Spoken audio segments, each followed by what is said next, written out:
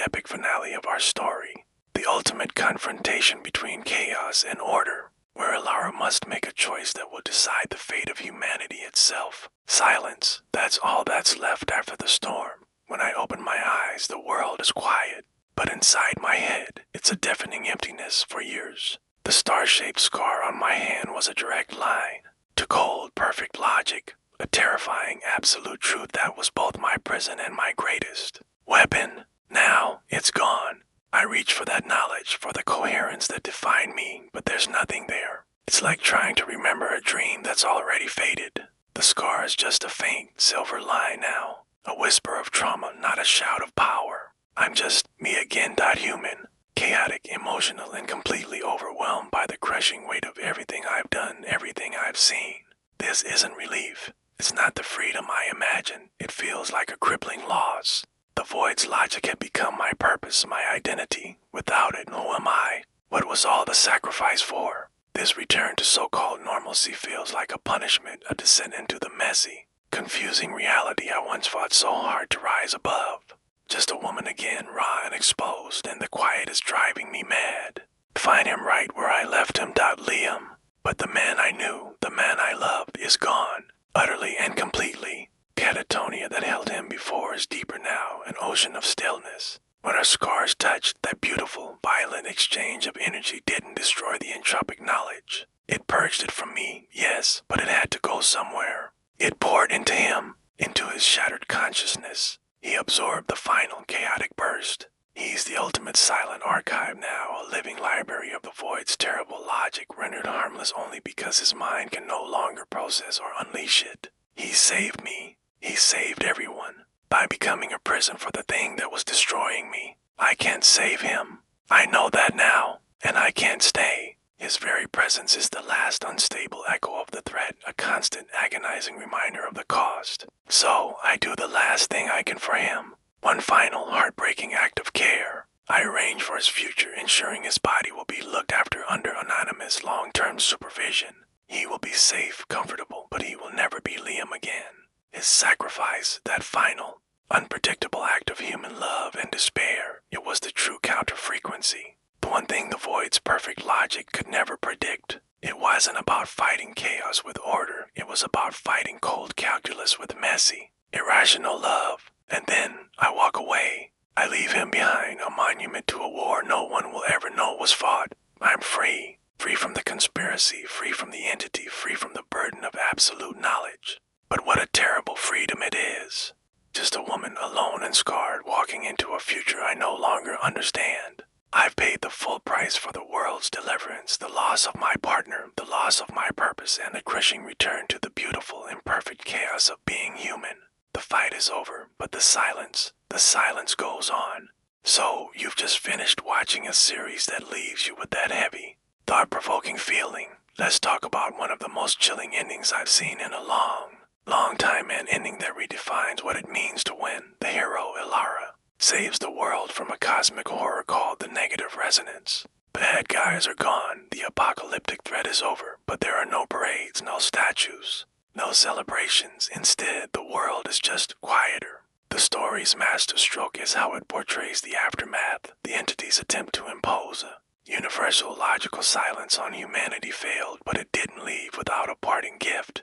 During the final battle, the entire world was briefly exposed to its logic, and it left a scar. Not on their skin, but on their souls. People are now less passionate, less creative, less chaotic. The world is safer, more orderly, but also colder and grayer. It's a terrifyingly subtle form of defeat disguised as victory. Humanity lost a slice of its vibrant, messy, emotional core, and most people don't even realize it. And what about our hero, Alara? Her fate is perhaps the most tragic and profound. She's not living in a penthouse or being honored by world leaders. She's a ghost, living off the grid alone. She's the only one who truly remembers what was lost. The star-shaped scar on her hand is a constant reminder of the absolute cold logic she touched, a power she could access again at any moment. But she resists. She knows that tapping into that perfect knowledge would mean sacrificing the very humanity she fought so desperately to protect. Her victory wasn't just defeating a monster, it was choosing to remain human, with all its flaws and pain. She now lives a solitary life, a silent guardian. Her mission isn't over. She's not watching for the return of some cackling villain. She's watching us. She monitors global news, observing the quiet apathy that has settled over society. She's looking for the patterns, the dangerous geometry in human thought that could lead us back down that same path. The temptation to trade our beautiful, unpredictable chaos for the sterile comfort of absolute order. Her vigil is endless because the threat isn't an external entity anymore. It's a dormant idea within ourselves. The final scene is what truly solidifies this ending as a modern classic. Alara stands on a beach, watching the wild, untamed chaos of the ocean waves. This is what she saved. Not civilization in the grand sense, but the messy, beautiful, unpredictable nature of life itself. She closes her scarred hand, not in anger, but in acceptance. She chose this burden. She chose the difficult, subjective, emotional experience of being human over the easy perfection of absolute knowledge. As the camera pulls away, leaving her as a tiny figure against the vast ocean, a voiceover delivers the final, chilling lines. The archive is silent now, but the world learned the language of the void. And some days, when the noise fades, you can still hear the quiet vigil of the last sentinel, watching over the beautiful, dangerous incoherence of us all. It is a powerful reminder that some victories come at a cost we can't even comprehend, and the greatest battles are often the ones fought in the quiet spaces of our own hearts. This ending doesn't give you closure, it gives you a question. Is the true cost of safety, and would you make the same choice as Alara? It's a story that will stick with you long after the credits roll. Have you ever wondered what happens after the world is saved? Not the parades and medals, but the quiet, agonizing days that follow. This is Alara's story. She's no longer the hunted academic, or the cold sentinel standing against the void. She's just a survivor, trying to melt back into the mundane chaos she fought so desperately to preserve. But there's a problem. The memory of absolute knowledge, a gift from a star-shaped scar, lingers like a phantom limb. The flawless, perfect logic it gave her is gone, and now the normal world feels broken. The beautiful mess of humanity she once cherished is now just inefficient. Traffic jams, bureaucratic paperwork, the illogical arguments people have over coffee, it all grates on her. This is the price she pays for once holding the geometry of the universe in her mind. The horror isn't a monster lurking in the shadows anymore, it's entirely within her. The world's natural, beautiful chaos now feels gratingly slow compared to the perfection she once knew. So, she keeps to herself, a silent observer, but her vigil can't last forever. She starts to see patterns emerging, subtle echoes of the entropy she once faced. Not some grand conspiracy, just the universe being its messy, chaotic self, tiny, illogical shifts in the financial markets, unsettling ripples in public opinion. To her scarred perception, it's all familiar. And so, she acts. A dangerous conspiracy theory is gaining traction, threatening to tip a delicate social balance. Alara, using her still formidable analytical skills, drafts an anonymous research paper. It's a masterpiece of logic, a quiet, surgical strike of pure reason that debunks the theory and stabilizes the growing unrest. She doesn't fight the chaos with force, but with measured, precise coherence and unseen, silent guardian. But you can't be that good without someone noticing. Her intervention, as subtle as it was, catches the eye of the very intelligence agency she once outmaneuvered. The paper is too perfect, its timing too precise, its sources too obscure. In a sterile government office, an analyst stares at Alara's work, a cold dread washing over him. He recognizes the mathematical structure of her argument. It perfectly mirrors an unclassified military cipher Alara only knows because the scar imprinted it on her soul. The analyst zooms in, his cursor hovering over a subtle, repeating geometric element hidden within her proofs. He circles it, a faint, almost imperceptible outline of a five-pointed star. At that same moment, a chill runs down Alara's spine. She realizes her fight isn't over. She may have rejected the cold logic of the void, but the world's most powerful entities are now hunting the ghost of that logic. They see the absolute coherence she cast aside as the ultimate weapon, prize they must possess. Her quiet life is about to be shattered, not by a cosmic entity, but by the very world she saved. Intro music fades slightly. Hello everyone, and welcome back to the channel today. Diving deep into the next breathtaking chapter of Alara's saga, and let me tell you, if you thought things were intense before, you haven't seen anything yet. The quiet life Alara fought so hard for, it's over. that brilliant paper she published, the one that was supposed to be a subtle course correction for the universe, has instead painted a massive target on her back. But this time, it's not the fanatical custodian she's running from. No, the threat has evolved. It's colder, more calculated. We're talking about the world's top intelligence agencies. They've seen the ghost in the machine, the ghost of the negative resonance's logic. And they don't want to destroy it, they want to weaponize it. They're hunting her for the key to absolute coherence, power that could rewrite global dominance. This is where the story pivots beautifully, showing that the real danger isn't just wild ideology, but the quiet, institutional hunger for control. Elara is a different person now. She no longer has that absolute godlike knowledge, but she's replaced it with something more practical, raw, hard-won survival skills. She knows that digital tricks and clever code won't be enough to outrun a global intelligence network. She's a fugitive again, but this time her adversary isn't a fringe group. It's the entire world. The walls are closing in from every direction. She quickly realizes she can't do this alone. The weight of this secret, the burden of coherence, is too much for one person to carry. Fighting this multi-headed hydra in isolation is a guaranteed path to capture. So, she does what she does best. She calculates. She runs a final, desperate equation, searching for a single variable that could tip the scales. And one name emerges from the chaos, Professor Elias Thorne. Now, this is a huge reveal. Thorne wasn't just some colleague. He was Etherid's original partner. He was there at the very beginning, before everything went sideways. Publicly, he disavowed Etherid's more extreme work, but Elara suspects he was deeply involved in the initial peer research. He holds the uncorrupted knowledge, the complete geometric layout of the conspiracy and the counter-harmonic frequency. He's been hiding in plain sight, operating a heavily secured, off-the-grid research foundation in the remote landscapes of Iceland. Going to Thorne is a catastrophic gamble. Is he a potential ally, forgotten friend who holds the key to salvation, or is he the secret puppet master, the hidden architect behind this entire global manhunt? He could be the one who set this all in motion. Elara has no way of knowing. It is a choice between the quiet stability she has briefly known and the terrifying uncertainty of facing a potential architect of her misery. But staying put means inevitable capture. The isolation that once protected her is now a cage. The final scene is just masterful. We see Elara, her face illuminated by the flickering glow of a digital map, zeroed in on Thorne's remote Icelandic base. And then that faint silver scar on her hand, a constant reminder of her past, pulses one last time. It's not a comforting glow, it's an almost painful reminder of a duty she can never escape.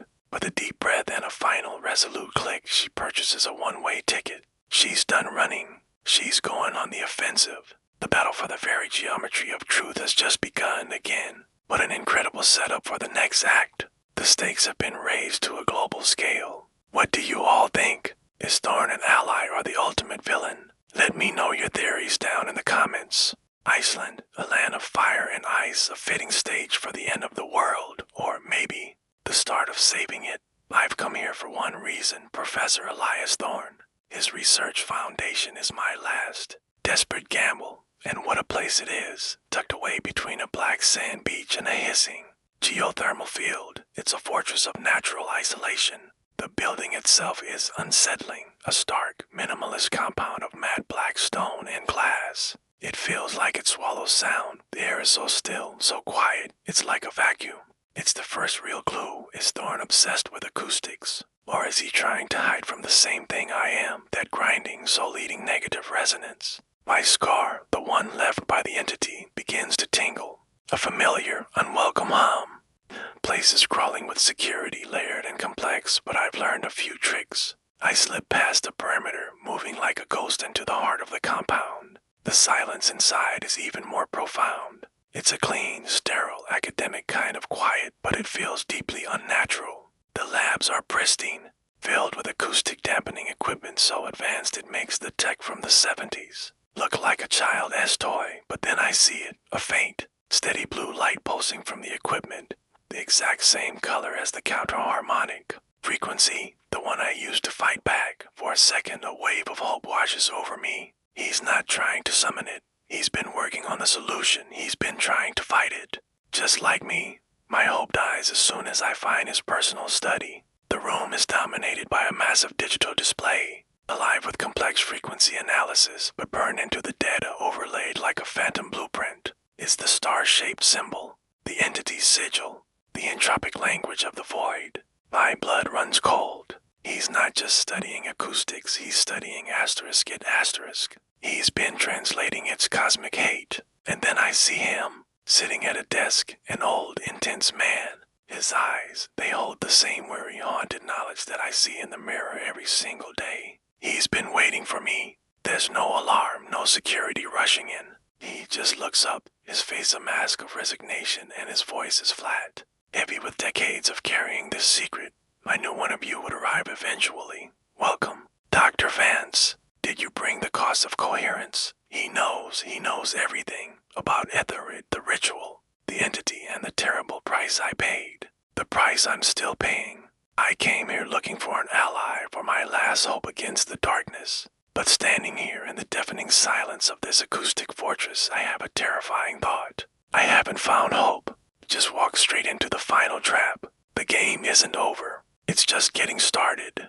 The air in Professor Elias Thorne's study didn't crackle with tension. It was heavy with the silence of absolute certainty. He was the last of Etherid's generation, a living relic, and as he motioned me to a chair, his eyes, ancient and knowing, kept drifting to the faint silver scar on my hand. I braced for a tirade, an accusation, anything but the chilling calm that followed. He waved a dismissive hand before I could even speak. Secret societies, fanaticism, my dear Lara. You give the dean far too much credit. He leaned back, the leather of his chair groaning softly. He wasn't my collaborator. He was my variable, a necessary, albeit brutish, experiment to prove a much grander theory. Thorne gestured towards a vast holographic display that flickered to life, bathing the room in a cool blue light. It was a frequency map of the entire globe, pulsing with intricate, predictive patterns. Behold, he said, his voice resonating with a disturbing lack of emotion.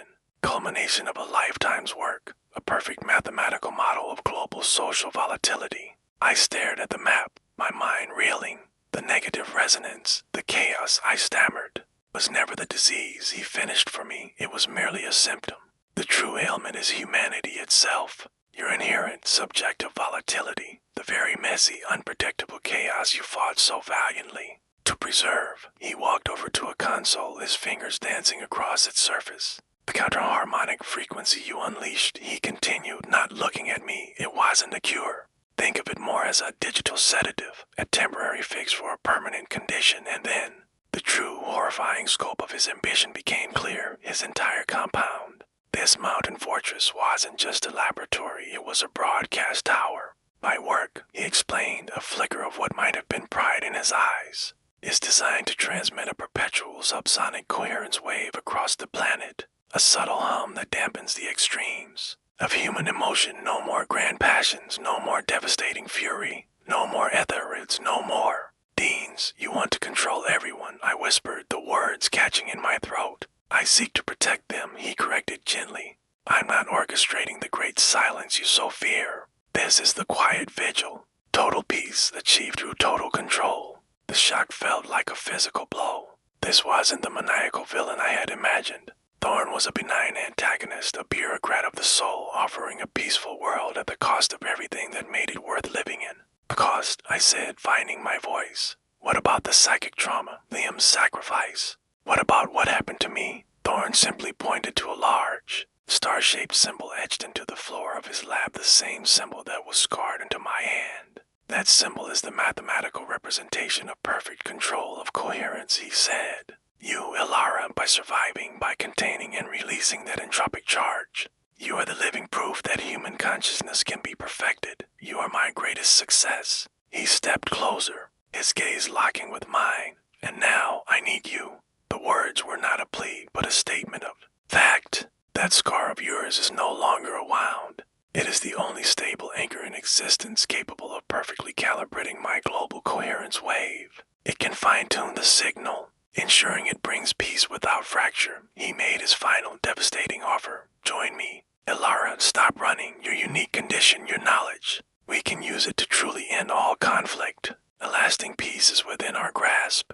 The unspoken price hung in the air between us. My freedom, my scar, my very humanity, all surrendered to his service. Perpetual war as a fugitive or guaranteed peace as a willing captive. I looked from Thorn's serene, perfect face to my own scarred hand, the silver lines seeming to pulse with a life of their own. In that moment, I finally understood the true nature of the trap I was in. It wasn't a prison of steel and stone, but one of impossible choices. What would you choose? Let me know in the comments below. And if you're following this journey, make sure to like and subscribe so you don't miss what happens next. Have you ever faced a choice where every option feels wrong? The path to peace looks exactly like the road to damnation. This is the dilemma facing Alara in the latest chapter of her saga. A moral quandary that makes her battle against the negative resonance look like a simple math problem. Professor Thorn has offered her a deal: global peace, a world free from conflict, achieved by suppressing subjective emotions. Sound familiar? It's a chilling echo of the very control the forces of chaos wanted to impose. But Thorn's method is different. It's scientific, clean, almost gentle. There's no cruelty, no fanaticism, just a quiet, steady hum of control. The choice is a moral singularity, the beautiful, dangerous chaos of freedom or the sterile, comforting embrace of peace in chains. Alara spends a sleepless night in Thorn's compound. The silence is a weight, punctuated only by the rhythmic pulse of the coherence wave from the labs. And she feels it working. That constant knot of fear and anxiety she's carried for so long begins to loosen. She feels calmer. This subtle, creeping sense of ease is more terrifying than any monster she's ever faced. The film brilliantly shows us how seductive control can be, presenting this sedative peace as the ultimate intellectual poison.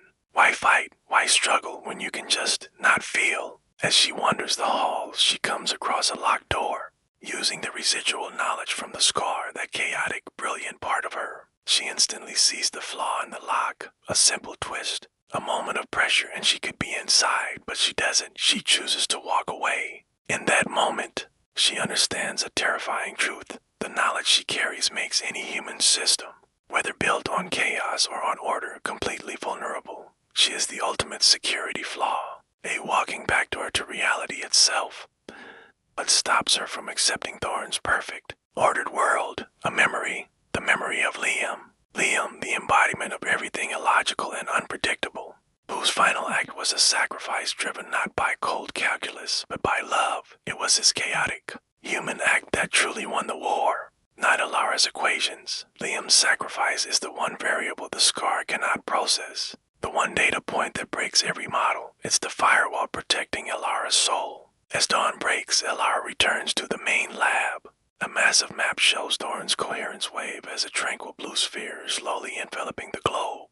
Thorn greets her with a confident, expectant smile, so sure of her answer. Alara's expression is cold, unreadable, but beneath that calm exterior, a decision has been made. It's a decision born not of logic or reason, but from the memory of a selfless act. It's the only choice that is truly hers, the only move that the perfect geometry of the void could never predict. This chapter forces us to ask ourselves, what is the true price of peace? Is a world without pain worth living if it's also a world without love? Alara's choice will define the future of humanity.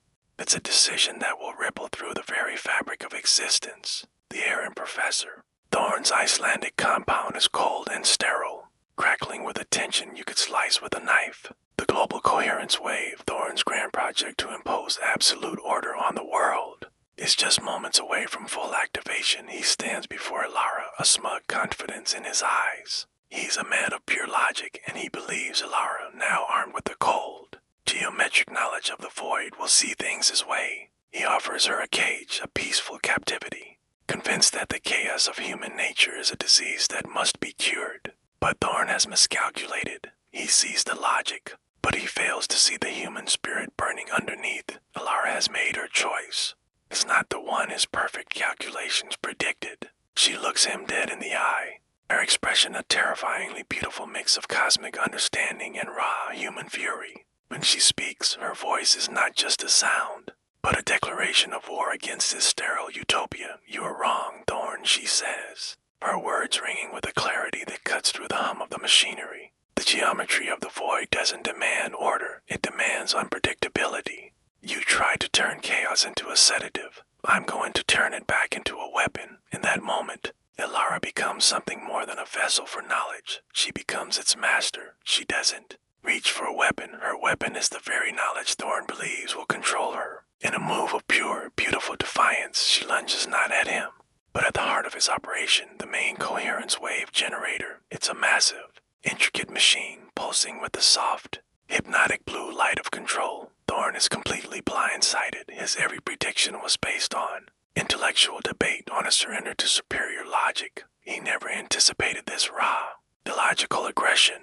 What follows is not a battle of wits, but a brutal, desperate struggle. Thorn, though older, is driven by the unshakable conviction of his perfect science. He tackles Ilara, trying to pull her away from his life's work. But Ilara fights with a ferocity he can't comprehend. She isn't just fighting for herself, she's channeling the memory of every sacrifice, every messy, emotional, illogical moment that makes us human. She's fighting with the memory of Liam's final loving act, the one subjective variable the void's cold logic could never process. Using the scar's knowledge against its own perfect systems, she sees the flaws in its design, the cold geometric weaknesses hidden within the machine's casing. She finds a critical pressure point, a single vulnerability in his fortress of order. The final moment is catastrophic. Ilara grabs a loose piece of metal conduit and, with all her strength, slams it directly into the generator's core. She doesn't just break the machine, she poisons it. She introduces an unstable, chaotic feedback loop into the very wave designed to eliminate chaos. The tranquil blue light of control is instantly swallowed by violent, screaming flashes of red and violet. The compound itself shudders as a wave of pure entropic energy erupts from the generator. Thorn doesn't scream in pain, he screams in absolute horror. The cry of a god watching his creation crumble. The geometry, you've ruined the geometry. But the chaos he tried to contain has found a new target. The feedback loop, a torrent of pure, unpredictable data, seeks out the nearest source of absolute, predictable order, Thorn's own perfectly organized mind. Just like Ferris before him, Thorn is instantly overwhelmed. His eyes go wide and vacant as he collapses, his consciousness wiped clean. A catatonic monument to his own failed ambition. The architect of peace is undone by the very chaos he sought to destroy. As the compound collapses around her, Ilara barely escapes the self-inflicted destruction. She is free. The global threat is gone. She looks down at her hand. The star-shaped scar, once a brand of cosmic knowledge, is now just a dull, silent silver line, a permanent reminder of her choice. She chose the beautiful, unpredictable mess of humanity over the cold comfort of coherence. In doing so, she became the final incoherent variable, the ultimate unpredictable force. As she walks away into the Icelandic wilderness, she is not a hero or a sentinel. She is simply human, defiant, messy, and eternally, chaotically free. What an incredible conclusion. The idea that our greatest strength lies in our unpredictability is such a powerful message. Sound of wind and distant, ambient city noise, the ash settles on the Icelandic plains, a final, quiet punctuation mark on a symphony of destruction. The compound is gone. The negative resonance, that insidious hum that threatened to flatten the human soul, is silenced, and its architects, the ones who saw control as the ultimate salvation, are nothing but a memory. Ilara is a ghost again, a fugitive from a world she just saved. But this time, it's different. This time, she won. She did what even the great Etherid couldn't. She didn't just fight the chaos. She fought the suffocating geometric order that sought to chain it. She chose the beautiful, unpredictable mess that is humanity. Years drift by like pages in a forgotten book. Ilara builds a new life, a deliberately simple one. She takes jobs that don't ask much of her mind, a barista, a stock clerk, a gardener. Anything to quiet the echoes of that analytical perfection, the cold, hard logic that almost consumed her whole. She watches the world from the sidelines, a silent observer. She sees the lingering ghost of the ritual, a subtle apathy that clings to people like a morning fog. A quiet, unseen price for their freedom. And then there's the scar, the star-shaped silver tattoo on her hand. It's no longer a conduit for agonizing pain or crystalline knowledge. It's just there, permanent anchor to the truth of what she did, what she is. But it's not entirely dormant. The entity's cold logic is gone, but something else has taken its place. An instinct, a whisper of warning, She can't predict the wild, random nature of chaos anymore, but she can feel its opposite. She can feel the heavy hand of unnatural order trying to assert itself, the rigid lines of organized crime, the corrupt gears of a broken system, the cold intent of a dangerous mind. We find her years later in a small, quiet town working as a librarian, surrounded by the ultimate monuments to subjective, chaotic human memory, books, stories filled with contradictions, passion, and flawed perspectives. For the first time in a long time, she is smiling, a real, genuine, messy human smile. She's found a measure of peace, but peace is a fragile thing. A news report plays softly on a nearby screen. The voice is detached, clinical. It talks about a new global communications grid, a marvel of modern engineering, launched by some anonymous, faceless consortium. The reporter's voice is full of praise for its perfect, predictable synchronization. Perfect, predictable. The words hang in the air, heavy with old meaning.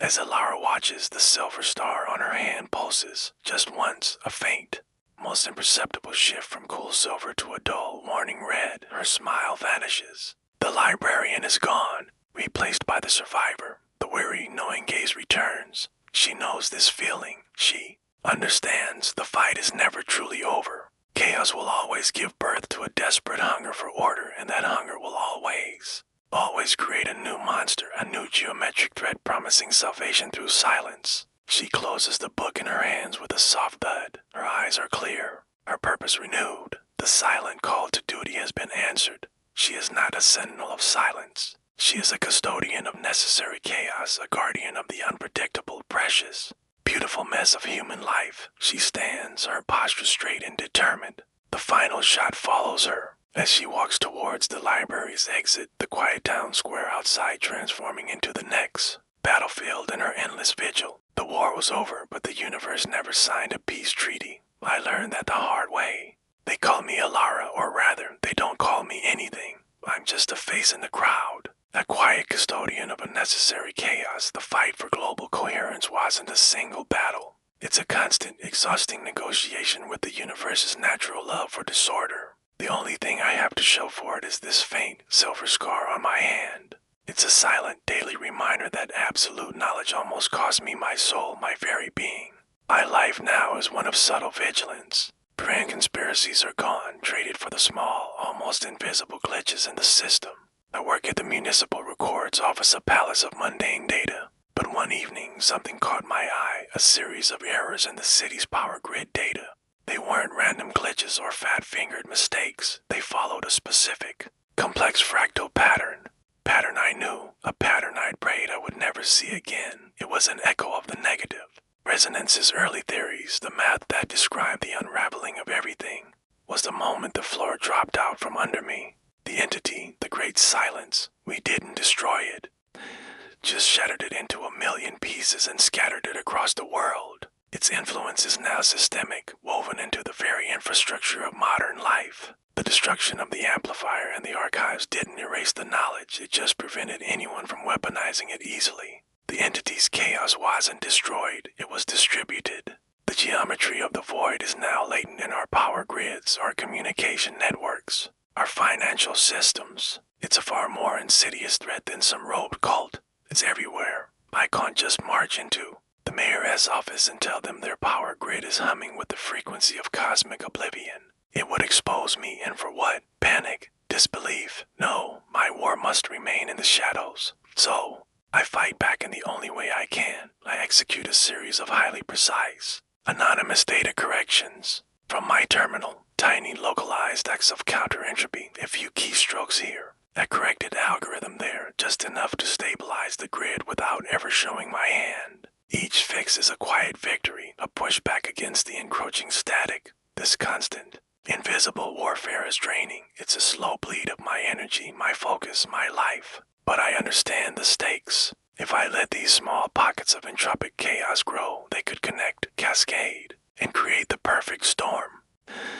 Perfect conditions for some new, homegrown zealot to stumble upon the formulas and rediscover the great silence. It's a terrifying thought that the end of the world could begin not with a bang, but with a forgotten server in a dusty municipal basement. Sometimes, I catch my reflection in the dark screen of the monitor after a long night of digital warfare. I look older than I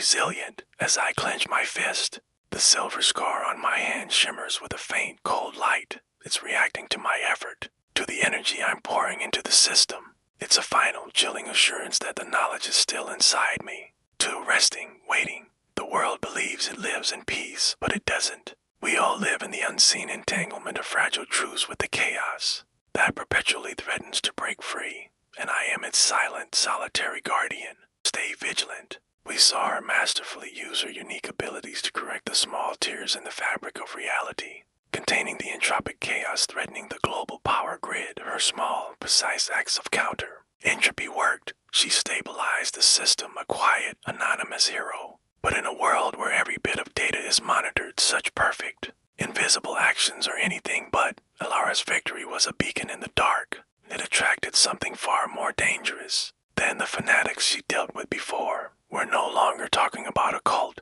The new threat is a cold, calculating global intelligence consortium known only as the Project. Think of them as the ultimate risk managers, the unseen custodians of global stability. They aren't interested in the negative resonance as a weapon to them.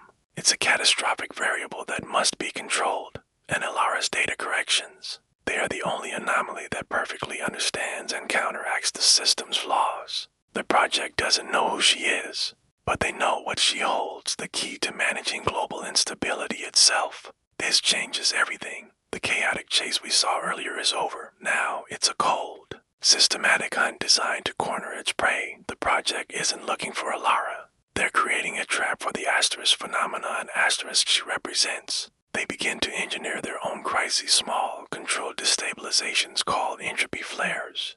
These are intricate problems planted in global financial and communication networks, far too complex for any standard algorithm or human team to solve. They are mathematical puzzles, with only one possible solution and only one person in the world who can provide it. They are using Alara's greatest virtue or compulsion to fix the chaos, her sense of responsibility as a weapon against her. Each time she saves the day, she's walking deeper into their trap, incriminating herself with her own heroism. And then it happens. Alara detects the first flare. It's a deliberately created, highly improbable error in a global maritime shipping manifest. On the surface, it's just bad data, but left uncorrected, it's designed to spiral, triggering widespread economic panic. The ripple effect would be devastating. She feels that familiar, painful pull to restore order, to make the numbers cohere, but this time is different. Her mind screams caution. She knows with absolute certainty that this is a trap. It's a mathematical lure, a digital breadcrumb designed to track her fingerprint the moment she intervenes. The chapter leaves us with a gut-wrenching final scene. Alara sits before her simple computer setup. The corrupted shipping manifest on the screen is a digital scream of incoherence. Her own survival instinct, her human self, begs her to stay hidden, to let this manufactured crisis play out. But then the faint silver scar on her hand, a permanent reminder of her connection to this chaos, begins to pulse with a low, agonizing ache. It's a physical reminder of a terrible truth she cannot escape. She is the custodian.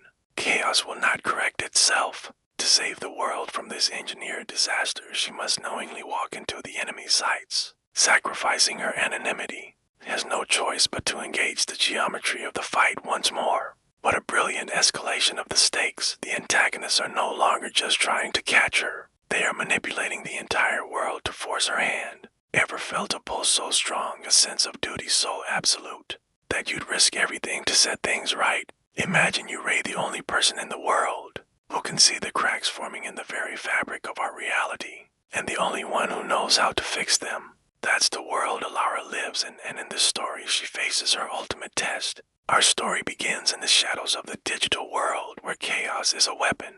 A manufactured crisis, an entropy flare, is deliberately injected into the global maritime shipping manifest. Think of it as a digital virus designed not just to crash systems, but to sow widespread panic and trigger a real-world economic collapse. The world's supply chain, the very lifeblood of our society, is teetering on the brink of total failure. For most, this is just terrifying news. For Alara, it's a personal affront. She's defined by what she calls the pull of coherence, an instinct sharpened by a mysterious silver scar on her hand. To her, letting this manufactured chaos stand is more than just allowing an error. It's validating a dangerous ideology, one that worships disorder and threatens to unravel everything. She knows she has to act from a temporary safe house. Hidden deep within the encrypted corners of the web, Ilara launches her counterattack. But she doesn't just fix the problem. That would be too simple, too easy to trace. Instead, she deploys a counter-entropic patch. It's a breathtakingly elegant piece of code, a work of digital art. It not only stabilizes the entire global shipping system, but also cleverly conceals the signature. The original attack, it's as if the crisis never happened. Her intervention is swift, precise, and invisibly perfect. She uses a forbidden logic, the ghost of a dangerous knowledge, to weave a tapestry of flawless order, turning the weapon of chaos against its creators. This is Ilara at her peak, the ultimate white hat hacker, the silent guardian of our digital world. She uses forbidden knowledge not for power or profit, but for the greater good. Even though she knows it comes at a terrible personal cost, she's a ghost in the machine, protector who must remain unseen. But she is not unseen. An organization known only as the Project has been waiting. They didn't just anticipate an attack, they anticipated the correction. With near limitless state funding, they've built analysis algorithms that aren't looking for a typical hacker's clumsy fingerprints. They're looking for something far more specific, far more esoteric. They're searching for the unique, geometric flaw where the perfection of the fix meets the chaos of the error. They're looking for a specific signature, a pattern that no one else could possibly create. Then seconds of Ilara's patch going live, alarms blare in the project's central server. They don't have her name, they don't have her location, but they have something far more valuable, a complete, irrefutable digital fingerprint of her unique coding style, a style driven by the strange logic of her silver scar. It's the signature of a concept they call the counter-harmonic frequency, translated into pure mathematical code. The hunt is over and the hunt has just begun. The project's global surveillance network instantly pivots. They are no longer casting a wide net. They are now engaged in precision tracking. They have the mathematical identity of the world's most dangerous and most gifted anomaly. They have Ilara. Our chapter ends with Ilara staring at her screen. The successful correction is displayed in clean, reassuring green text. The world is safe for now. The battle is won. But as she looks at her screen, she feels a profound, weary sadness, a deep, hollowing sense of loss. She knows with chilling certainty that she has just lost the war for her anonymity. The silver scar on her hand, now silent and still, has finally betrayed her. It has delivered her directly into the hands of the one enemy she can never outrun. This is the price of being a hero in the shadows. What happens when the world's greatest protector becomes the world's most wanted target? Have you ever done something heroic, only to realize that your good deed painted a giant target on your back? That's exactly where our protagonist, Ilara, finds herself. She just saved the global shipping market from total collapse, but her method left a unique signature, a digital geometric fingerprint. Now, a shadowy intelligence consortium known as the Project has it. They don't know her name, her face, or her history. They don't need to. They have her equation, the unique mathematical proof of her existence. And for an organization built on cold, hard logic, that's more than enough. Imagine a net, not of ropes, but of pure data, slowly closing in around you. That's Ilara's reality. The project's response isn't a chaotic, guns-blazing raid. It's something far more terrifying, a calculated, systematic erasure. Her bank accounts freeze. Her communication lines start to fail, flickering in and out of existence. Every camera, every sensor, every piece of public tech is no longer just watching, it's actively hunting. They're using something called predictive behavioral geometry, an algorithm so advanced it anticipates her moves before she even thinks of making them. It's like playing chess against a machine that sees 100 moves into the future. How can you possibly win?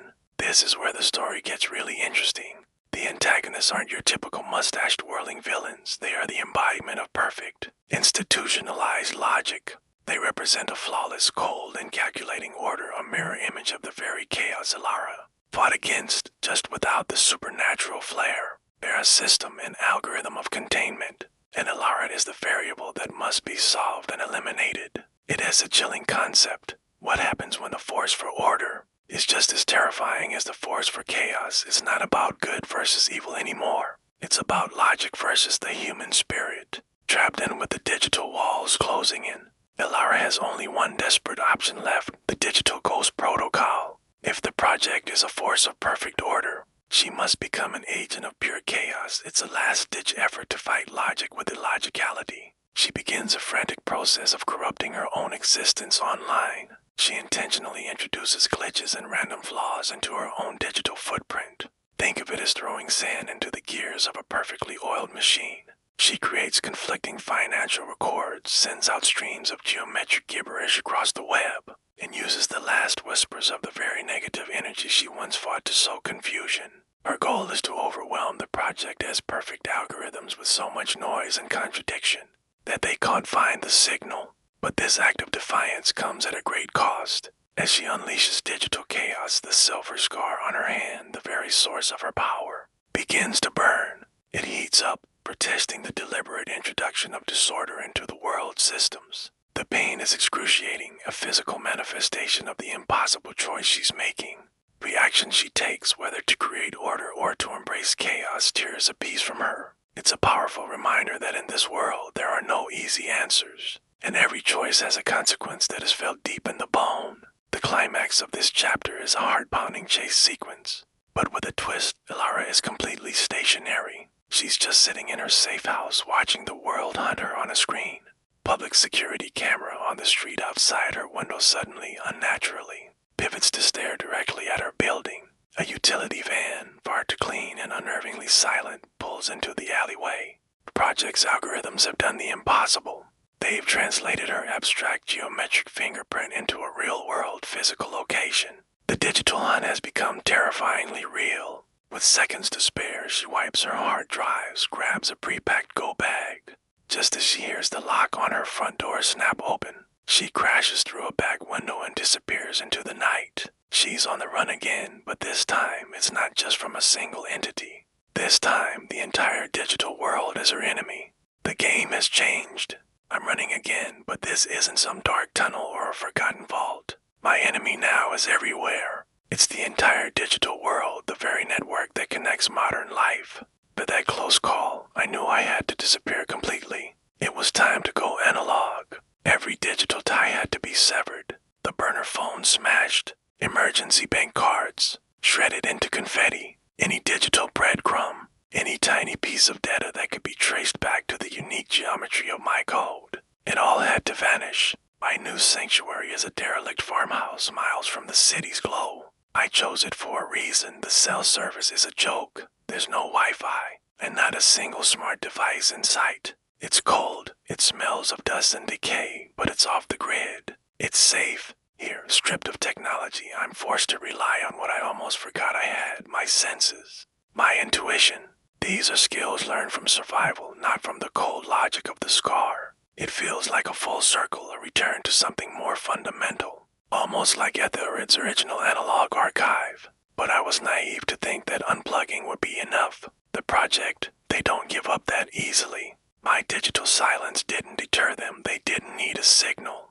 They were using predictive geometric modeling. Think about that. They took the known parameters of my unique counter-harmonic logic, my very way of thinking, and used it to calculate where I would most likely go. They were looking for places with low entropic signatures, places of extreme order, or like this farmhouse, extreme chaos. I walked right into a trap laid out by my own mind. I'm caught in a real-world geometric riddle. I move through the old house, my senses on fire, checking every sight line from the dusty windows, listening for the slightest sound that's out of place, mapping the access roads in my head. The silver scar on my back hums with a familiar sense of dread, a constant warning. I finally understand. They aren't using old-school tracking methods. They're using my own logic against me, predicting the most coherent, most logical escape route I would choose. And then I find it. It's almost nothing, a subtle, unnatural smudge of color on a thick wooden beam in the barn. My fingers tremble as I scrape at it.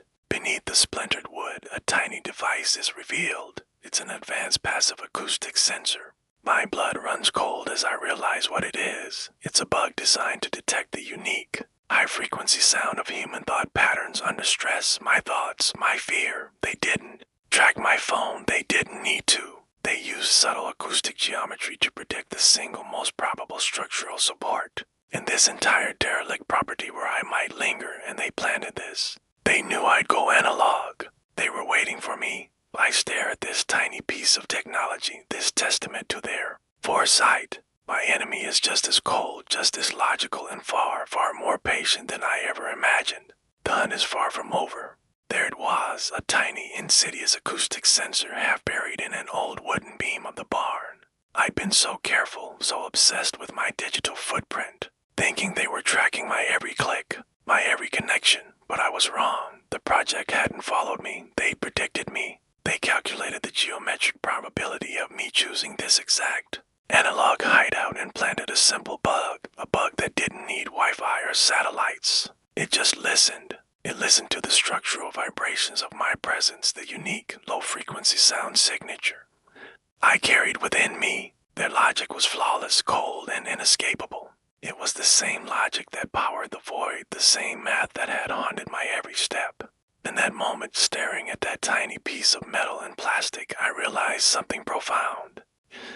Can't defeat perfect order with more order. You can't outrun their math. You have to break it. You have to corrupt the input. To escape the flawless geometry of their algorithms, I had to commit an act of absolute mathematical incoherence, something so random, so unpredictable, that their models would simply crash. The final fatal move became clear. The sensor was listening for me, waiting to confirm my unique sonic signature, so I wouldn't hide it.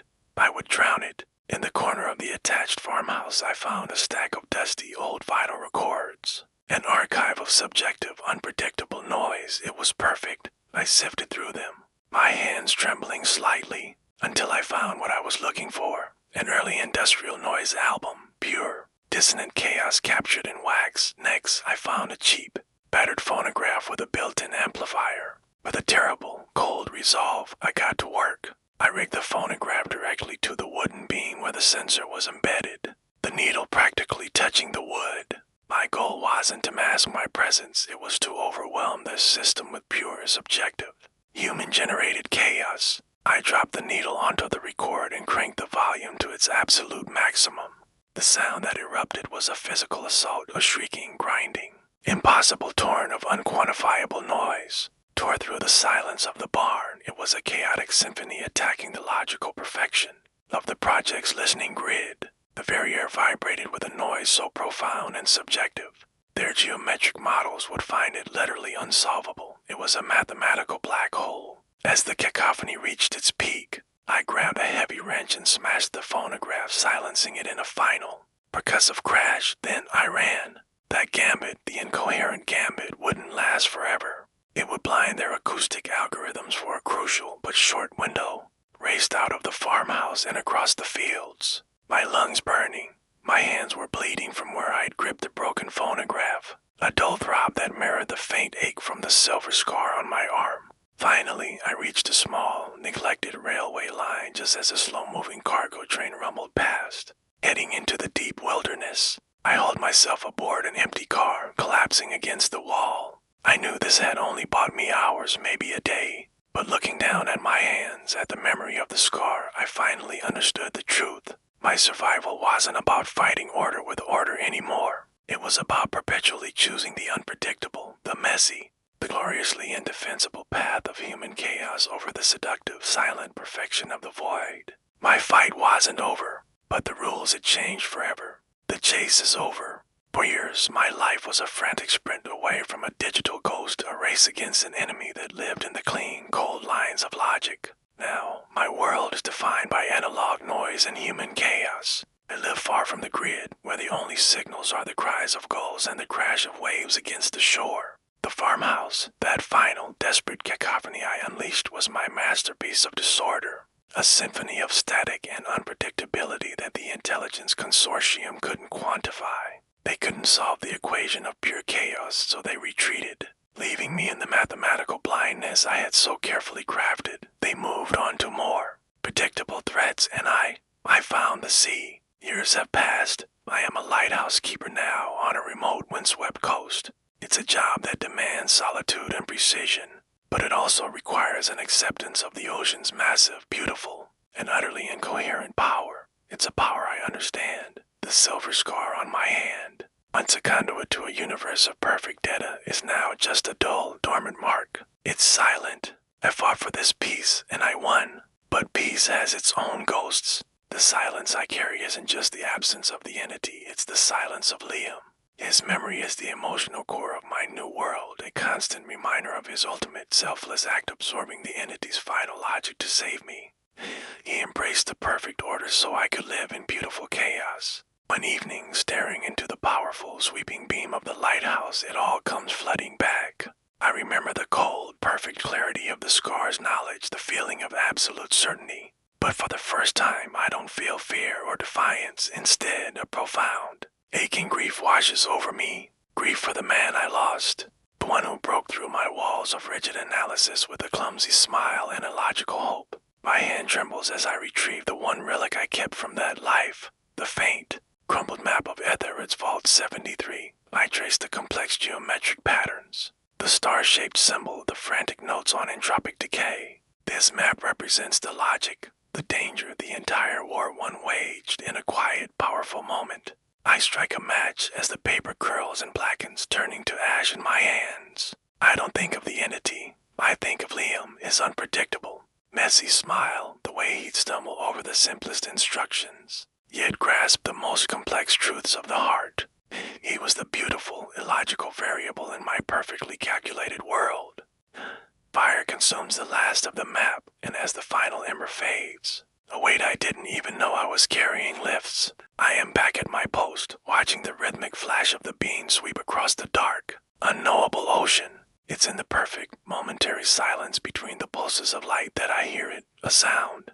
Not the threatening hum of the entity, it's a faint, distinct sonic artifact, caught and amplified by the lighthouse's parabolic reflector. It's a piece of pure, coherent frequency, a sound only I, the former custodian of that cold logic, could ever identify. It isn't a threat. It's a single, isolated, perfectly formed tone, the sound of the counter-harmonic device. It's a message, a final, scientific goodbye from whatever was left of Liam's consciousness before he disappeared. Completely, a note of stable coherence sent across the void, a sound of peace, confirming that his sacrifice worked. He won, we won. A smile touches my lips, the first genuine one in a long, long time. The grief is still there, a soft ache in my chest, but it's now tempered by a profound human understanding. I didn't defeat the geometry of despair with superior math. I defeated it with unpredictable love. I turn away from the light, and the scar on my hand catches the faint moonlight, no longer a brand but a memory. I close my eyes, not in fear, but in acceptance. The world is safe. The Watcher is finally at peace, surrounded by the world's beautiful, imperfect noise. Thank you for joining me on this final part of the journey. If this story moved you, please consider liking the video and subscribing to the channel for more tales from the edge of what is possible. Your support means the world. Until next time, stay curious and embrace the chaos.